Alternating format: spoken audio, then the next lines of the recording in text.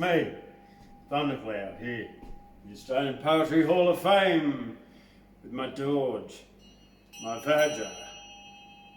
Washing away the garbage, leaving rainbows after rains. Tonight, Chillin Tuesday, let's have some linguistic games. Dong. Alright. Off it goes. Oh, what have we got tonight? Well, I don't have Bruce with me. She's in my bed. Bruce, you know, my unicorn friend. She's away. Anyway, I'll take off the hat. The reason I've got a hat on is no reason, but it's a top hat. Very good.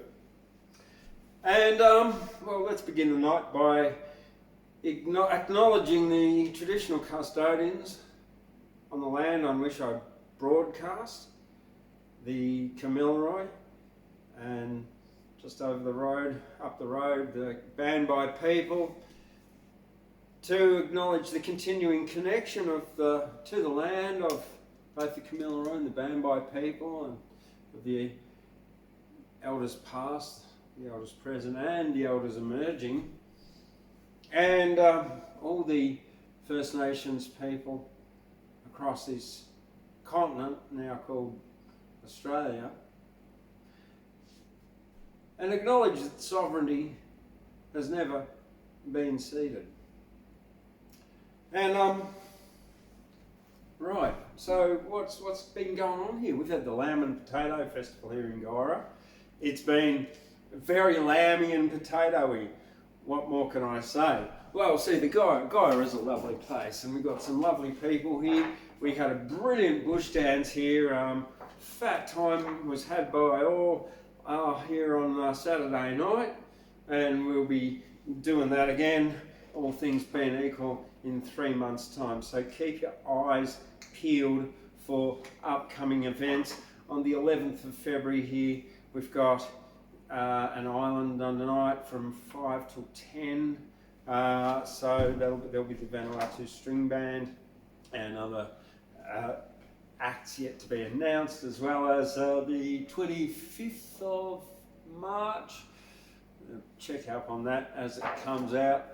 The Fiore Musicale Armadale Chamber Choir is returning to the Australian Poetry Hall of Fame after a good 12-month absence. So yes, that'll be fantastic to have them back here.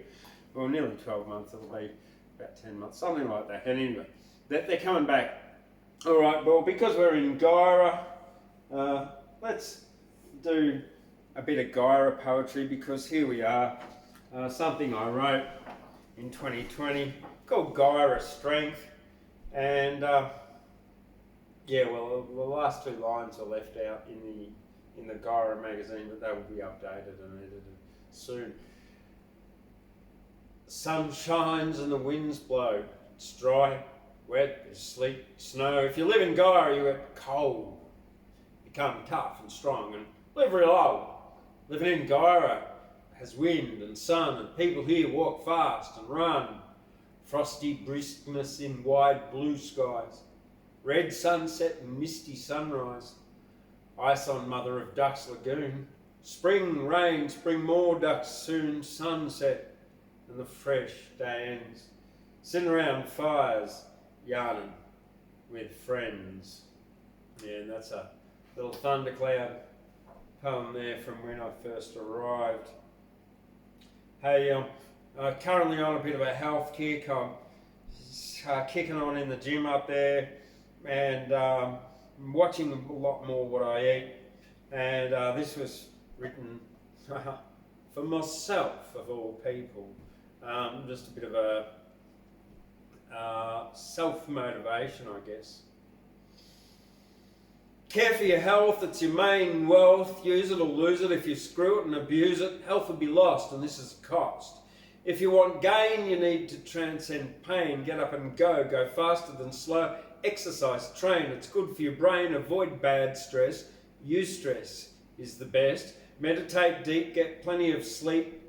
Self-educate, create and generate. Take self-responsibility, believe in your ability. Clean your bedroom, mop and broom, dream and plan. Take action, man. Positive interactions, avoid distractions, learn to let go, be in the moment, the flow, change your underdax, and of course, relax.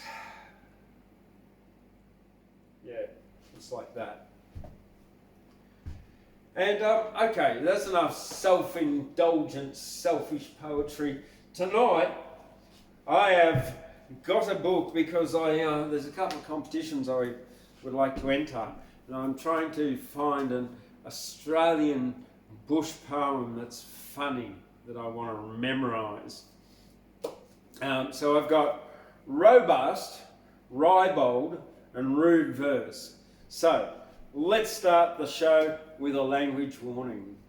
If you are going to be offended by anything of a sexual, rude, sexist nature, because this is old poetry, it could be language warning, it could be racist, it could be sexist, it could be prejudiced, it's definitely ribald and it's definitely rude.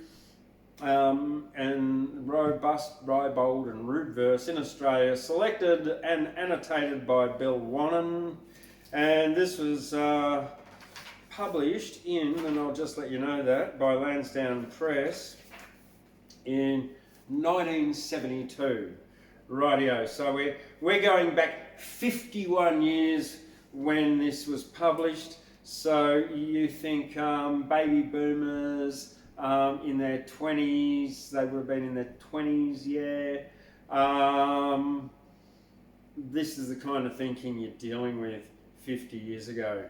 And plus, even older. So yeah, it could be funny, but it can also be, no doubt it's going to be challenging.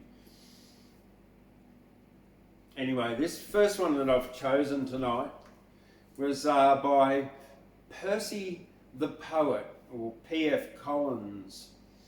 The Power of a Banana. One of the last of Australia's street ballad hawkers. Percy the Poet wrote and sold his broadside ditties in Sydney during the 1920s and 30s.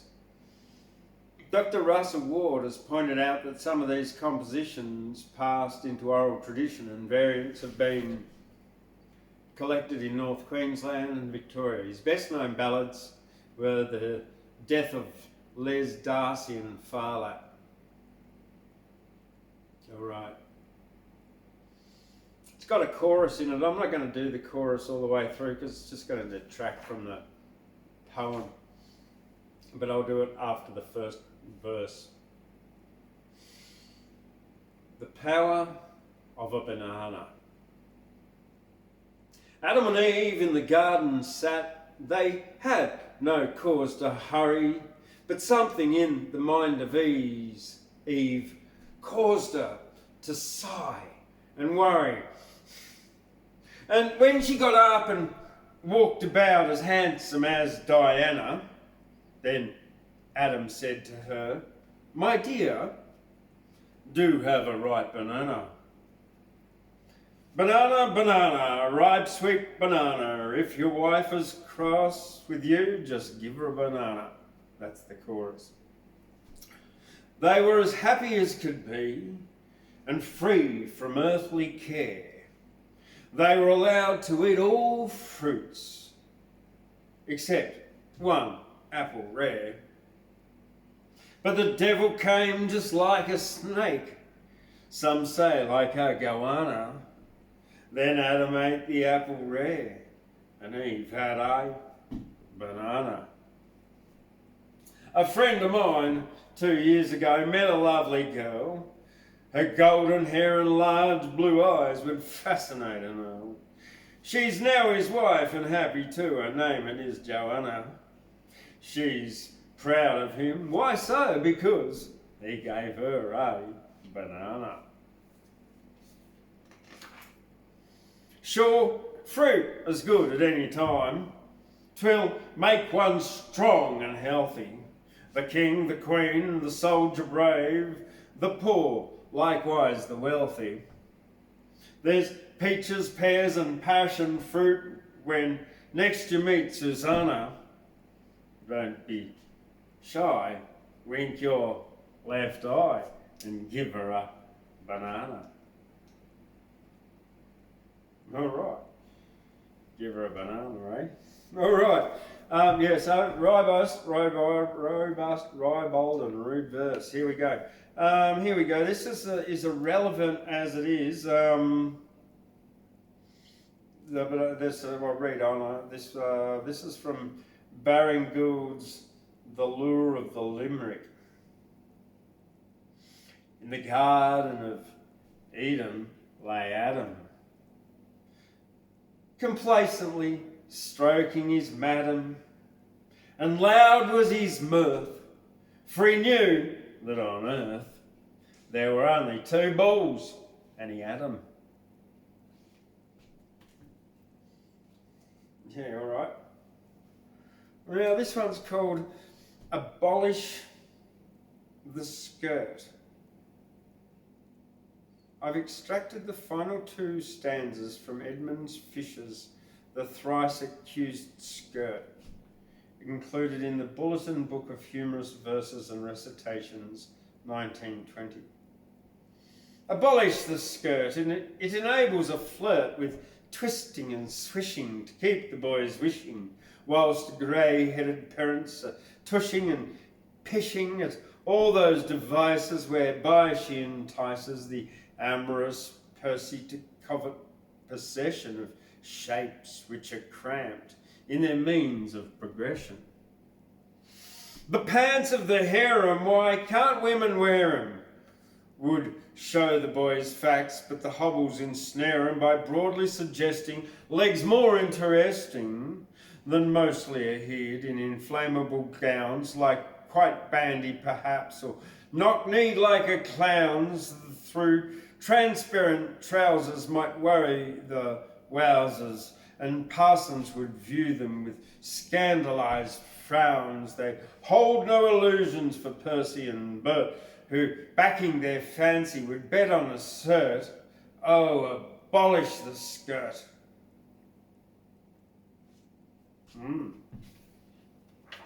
I think I need a drink of water, and I usually have a cup of tea with me while I'm recording this, and tonight I've forgotten it while I do this. All right, look, never trust a sailor. This is by Anon. The version of this old English song printed below was recorded by Mr. Alan Scott from the singing of his brother Bill, who learned it when he was in the Royal Australian Navy during the 1940s. It appeared in Sing About, Volume 3, Number 1, 1958. All you young maidens, take a warning from me. Never trust a sailor from the sea. For it was a sailor from the sea, and he was the reason for all my misery. He asked me for a candle to light his way to bed. He asked me for a pillow to rest his weary head. And I, like a silly girl, thinking it no harm, jumped in beside him to keep that sailor warm. Early next morning the sailor awoke, reached in the pocket and pulled out a 10-bob note, saying, take this young lady for the damage I've done. Soon you'll be having a daughter or son. And if it be a daughter, bounce her on your knee. And if it be a son, send the blighter to sea. So all you young maidens, take a warning from me. Never let a sailor an inch above your knee.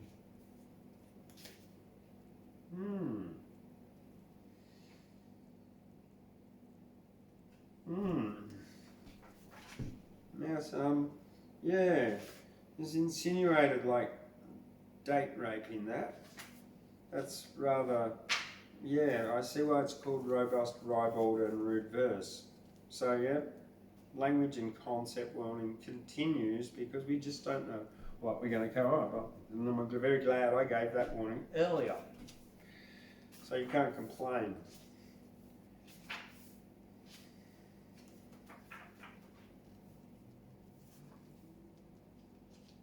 The Combo's anthem. I don't know. Oh, here we go. There we go. This will be politically correct, incorrect. Who knows? So I don't know what a combo is. A combo. Let's read on. Collected by the noted folklorist of Queensland, Mr. Ron Edwards, from the late great Territorian Bill Wannan back in 1957. The Combo's anthem first appeared in print, as far as I'm aware, in Northern Folk 1967. Combo is a Northern Australian term for a white man who lives with an Aboriginal woman. VRD is the familiar abbreviation of Victoria River Downs Station in the Northern Territory.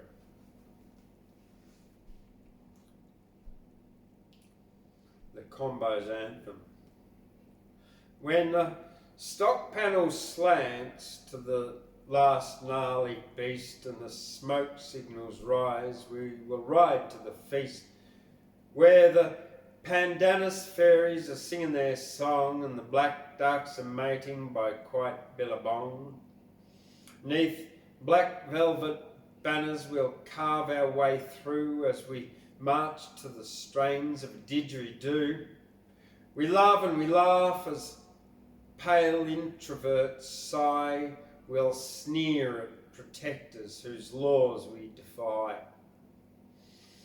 We know each girl's name by her track on the sand, the girls of the inland, the girls of inland.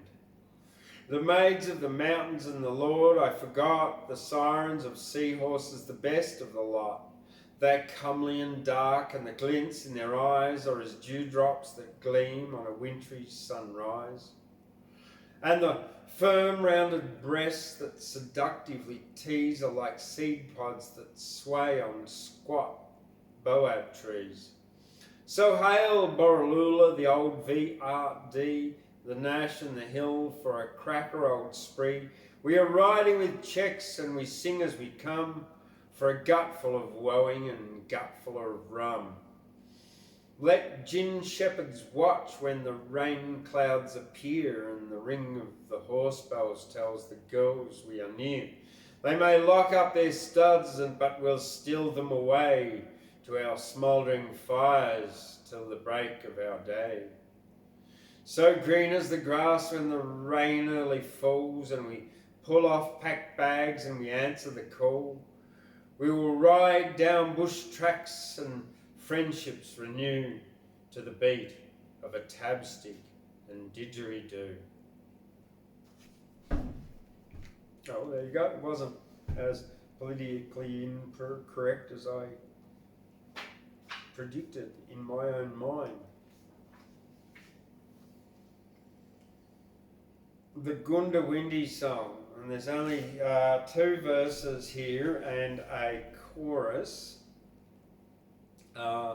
Fragments from a much longer ditty were collected by Mr. Jamie Carlin from the Singing of Loch Robertson and printed in Sing About number 3, volume 3, number 2, 1959. Away out back on a goddamn track where there are no grass nor water, I met an old gin with her nose bashed in and she asked me to marry her daughter. Chorus. So it's Mungindi and mind your eye and don't kick up a shindy. We'll all race in and grab a gin and roll her in the bindi. I've a girl up north and one in Burke and one in Gundawindi, for they squeal and fight in the middle of the night in good old Gundawindi. So it's Mungindi and mind your eye and don't kick up a shindy, for we'll all race in and grab a gin and roll her in the bindi. Here's another, this one's called Old Black Alice. There's another version of the Gundawindi song printed in Sing About Volume 2, Number 2, 1957. It should be compared to the one given in John Manifold's The Penguin Australian Songbook in 1964. Maybe we need to go and get that and have a look. Oh, it's Barefoot Alice are my name, and well shot are my station. Though it's no disgrace, the old black face, it's the colour of my nation. Though it's boomery eye and mind your eye, and don't kick up a shindy, for we'll all waltz in and out again and dance a wild corroboree. For from the Terry High to the Mungindi and down to Gundawindi, we'll dance the fish and drink all night and dance the wild corroboree. Oh, it's boomery eye and mind your eye and don't kick up a shindy, for we'll all waltz in and out again and dance the wild corroboree. My boyfriend down in Tallwood Town, way down in Gundawindi, he danced me round barefoot on the ground, way out in Gundawindi. Oh, it's boomery eye and mind your eye and don't kick up a shindy, for we'll all in and out again and dance the wild corroboree. There we go.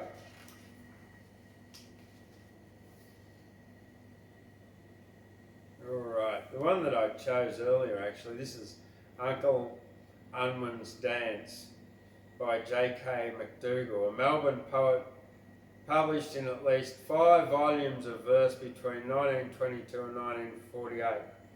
Far from being a ribald rhymester, he wrote soberly or satirical on political and social themes and romantically about beautiful ladies, but occasionally he let his head go and, as they say, produced rollicking pieces like Uncle Unwin's Dance, Mulligan Town and Riding on a Bike.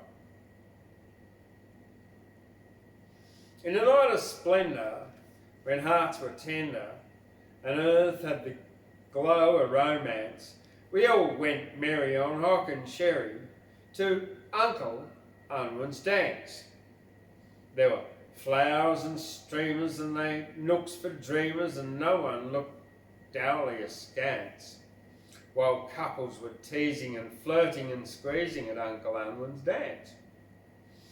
Where mistletoe dangled, our matrons bespangled and algae made love to Nance, a bevy of misses were slobbered with kisses at Uncle Unwin's Dance. The mashers got huggy and rowdy and muggy, as fatal as sin was their glance, as they warmed to the swinging and laughing and singing of Uncle Unwin's Dance. The lasses were frisky, the lads took to whiskey, and some of them started to prance, and they burst the stitches of Oxford breeches at Uncle Unwin's Dance. And some in the gloaming went stealthily roaming, and others fell into a trance, and Lord, there was loving and pushing and shoving at Uncle Unwin's Dance. And one merry maiden named Lovey McFadden, young Cupid, transfixed with his glance, for there was love making as well as heartbreaking at Uncle Unwin's Dance. And there, too, were others, the flappers and mothers, who never lost sight of a chance to tell of the measures, the loves and the pleasures at Uncle Unwin's Dance. Very interesting. Mulligan Town. When the hostel is shut and its bar life is still, the Wans came down from the hut on the hill. They came in the glory of blackskins and brown to hunt for their pleasure in Mulligan Town. When the Wowsers are busy with preaching and prayer and piety hangs like a cloud in the air, the flappers sneak out in kimono and gown to park with the shearers in Mulligan Town. When the elders are safe in their slippers within, the devil is out with the cohorts of sin, and St. Peter himself would disgustedly frown as he looked at the motors round Mulligan Town.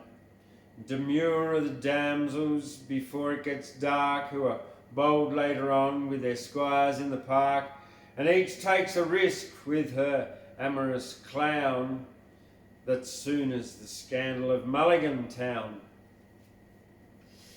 The trophies won easy in passion's lewd chase are dangled and bragged of in many a place, and the ladies who lose them wear doubtful renown in places far distant from Mulligan Town.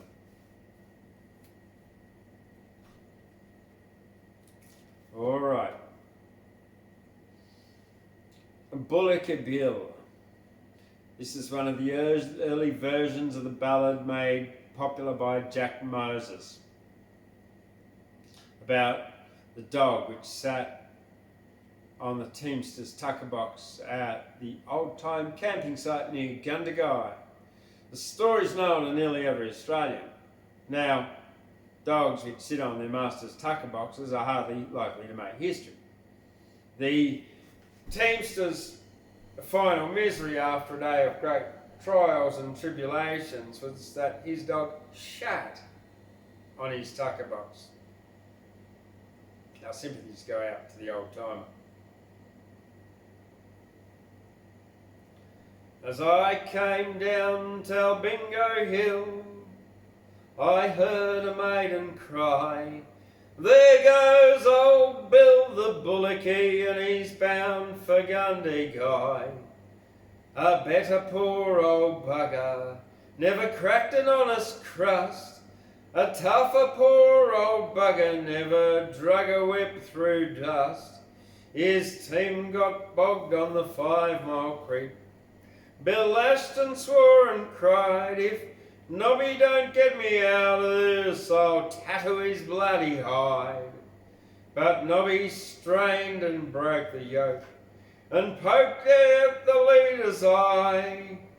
Then the dog shat in the tucker box 5 miles from Gundagai." Well, there you go.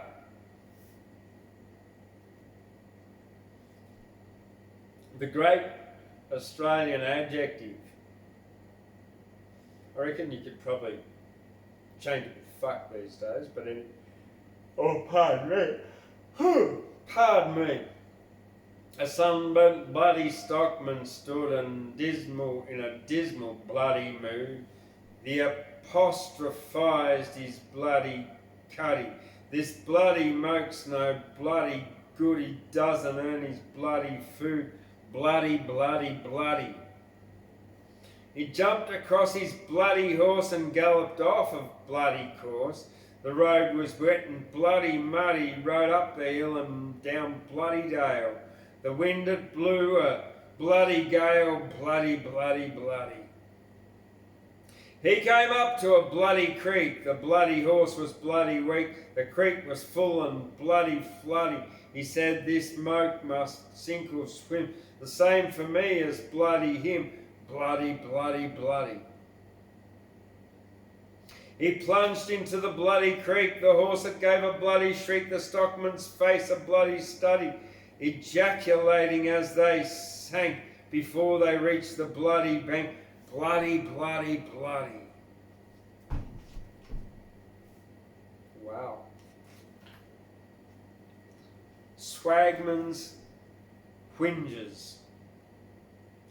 A little bit of sugar, a little bit of tea, a little bit of flour that's, yes, can hardly see, and without a bit of meat between you and me, it's a bugger of life for Jesus. Me and me dog have tramped together in cold weather and hot. Me and me dog don't give a bugger whether we works or not. That's it. Okay, what have I got else here for you? Okay, here we are. The pub with no dyke. And I'm guessing a dyke is like a piss trough or a urinal or something. But anyway, or it's even a toilet.